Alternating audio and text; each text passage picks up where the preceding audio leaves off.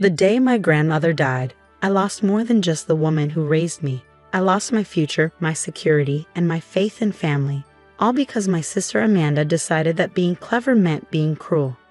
I was in the garden when it happened, tending to Grandma Eleanor's prize roses. She taught me everything about them, which varieties needed more water, how to prune just right, when to cover them before frost. While Amanda was off at law school, living the high life on Grandma's money, I had stayed close to home, helping care for the woman who'd taken us in after our parents' accident. The roses look beautiful, Kate. My Aunt Susan's voice made me jump. She stood at the garden gate, her eyes red from crying. She's gone, sweetheart. About an hour ago.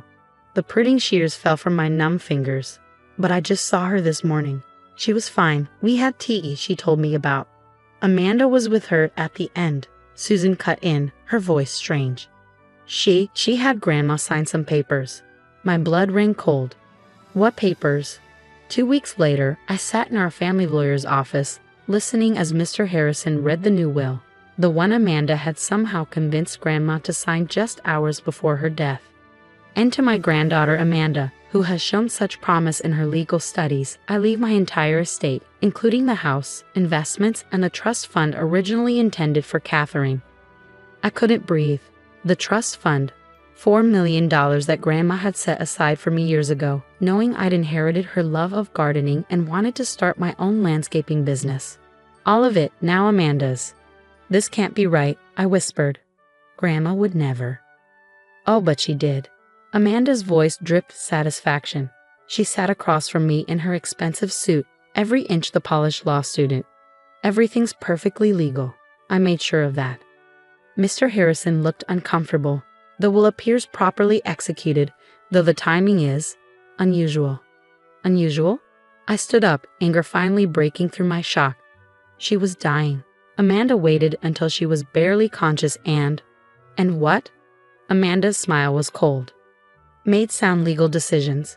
Protected the family assets from someone who wants to waste them on dirt and flowers. Please. I'm the one with the law degree, the one with actual potential. Grandma finally saw that. I stormed out of the office, Amanda's laughter following me. But as I drove home for now, until Amanda evicted me, a memory surfaced, one that gave me hope. It was from 3 months ago, one of our quiet evenings together while I helped Grandma sort through old photographs. Katie girl, she'd said, using her special nickname for me, remember the story about the missing diamond? I did. It was one of her favorites, about how her mother had hidden her most precious diamond necklace during the Depression, leaving clues in an old book. Everyone thought it was lost forever until Grandma found it years later, exactly where the clues said it would be. Sometimes, she continued, her eyes twinkling, the most valuable things need to be hidden where only the right person will think to look. At the time, I thought she was just reminiscing. Now, I pulled into the driveway of the grand old house that had been my home since I was 8. Amanda's house now, according to the new will. But something told me Grandma Eleanor, who'd spent her life outsmarting people who underestimated her, had one last trick up her sleeve.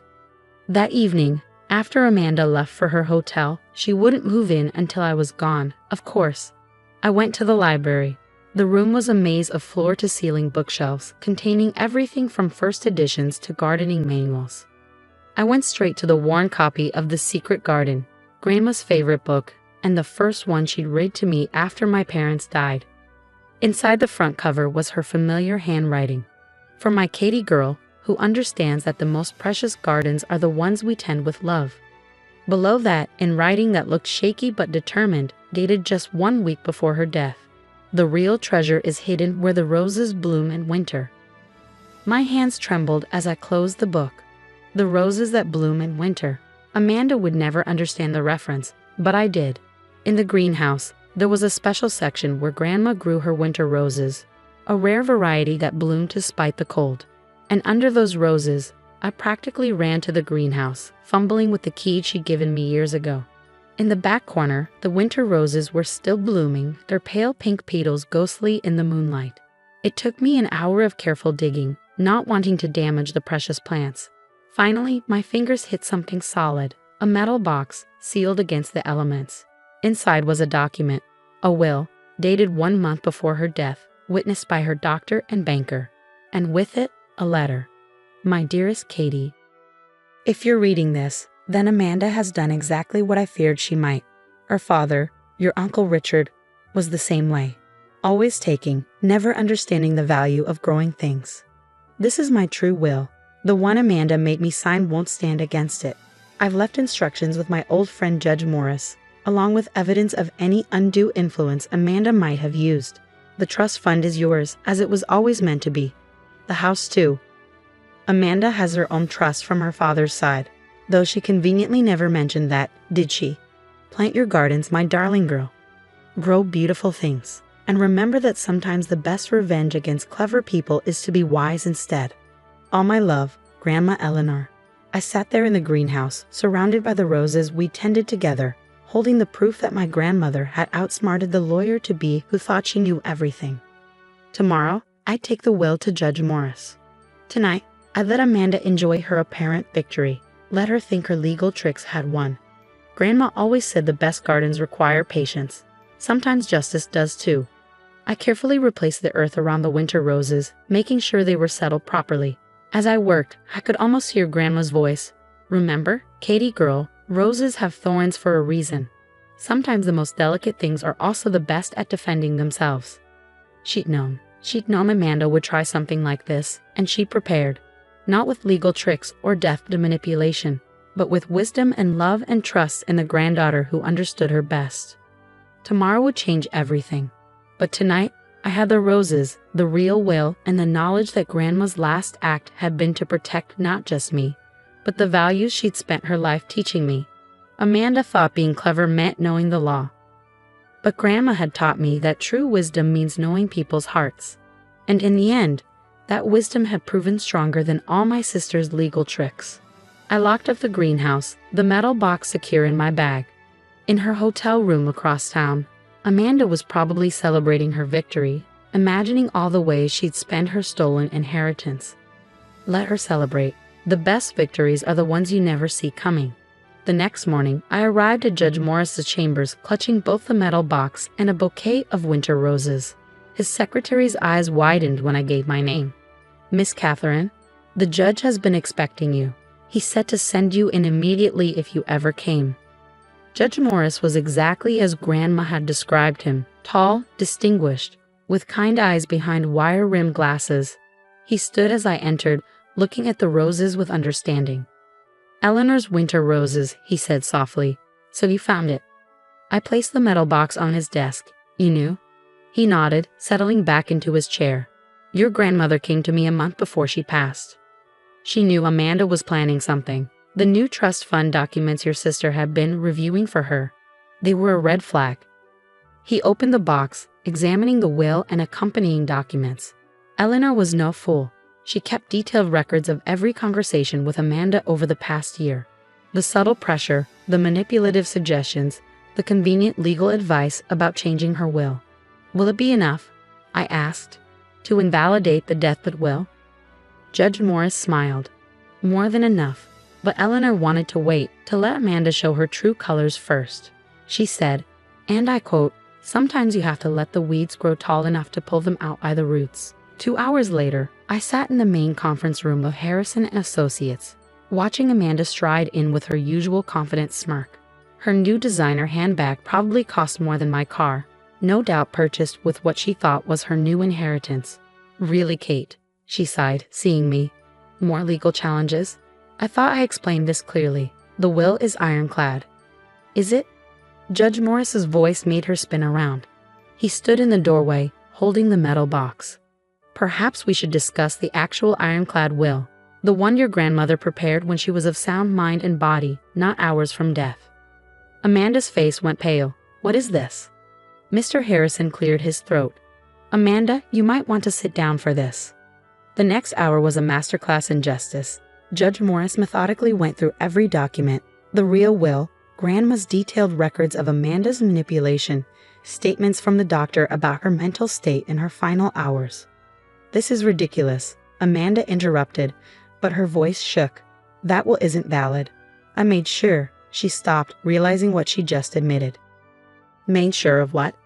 Judge Morris asked mildly. That your grandmother was too weak to resist when you pressured her to sign a new will. The one you had prepared in advance, just waiting for the right moment. I deserve that inheritance, Amanda shouted, her polished facade cracking. I'm the one with the law degree, the one with real plans. Kate just wants to play in the dirt like some glorified gardener. Your grandmother, Judge Morris said firmly, wanted her estate used to create beautiful things, not fund a lifestyle of manipulation and greed. She chose Catherine because she saw in her the same values she held dear. This isn't over, Amanda snarled, grabbing her designer bag. I'll fight this. You'll what? I finally spoke. Use your legal knowledge. The knowledge you use to manipulate a dying woman. By the way, Grandma knew about your other trust fund. The one from Uncle Richard. Amanda froze. How did she?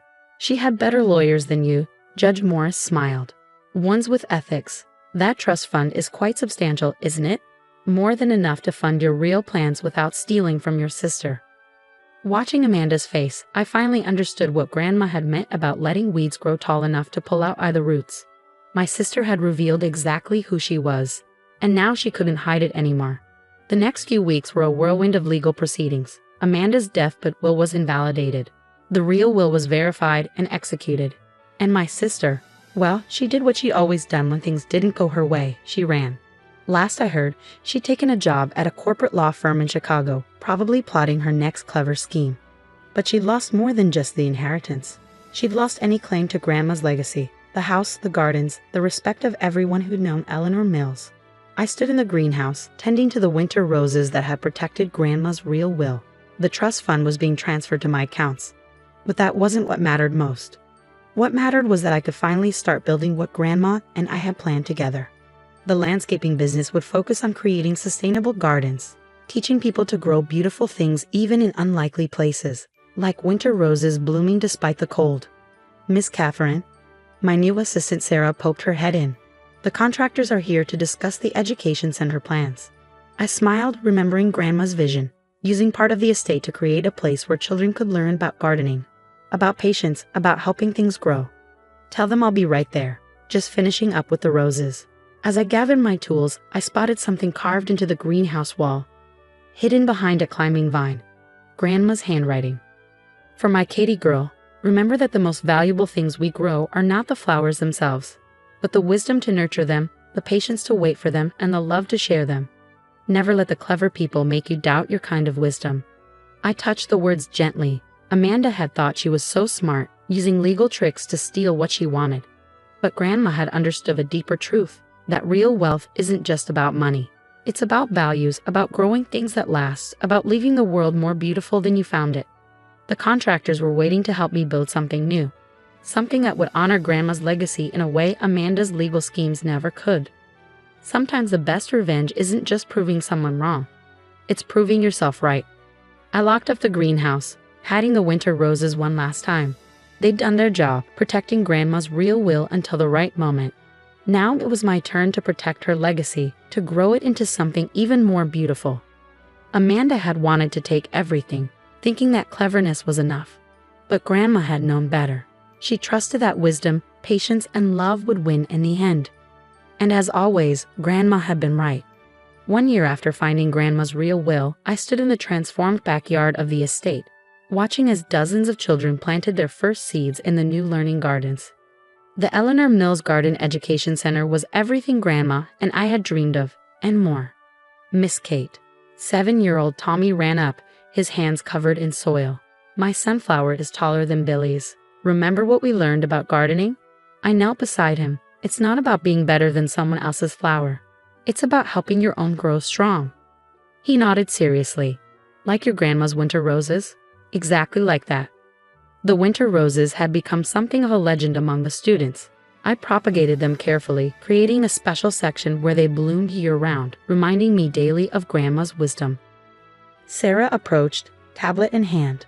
The magazine crew is here for the interview, and there's something else you should see. She handed me her tablet, open to a legal news website. The headline made my stomach clench.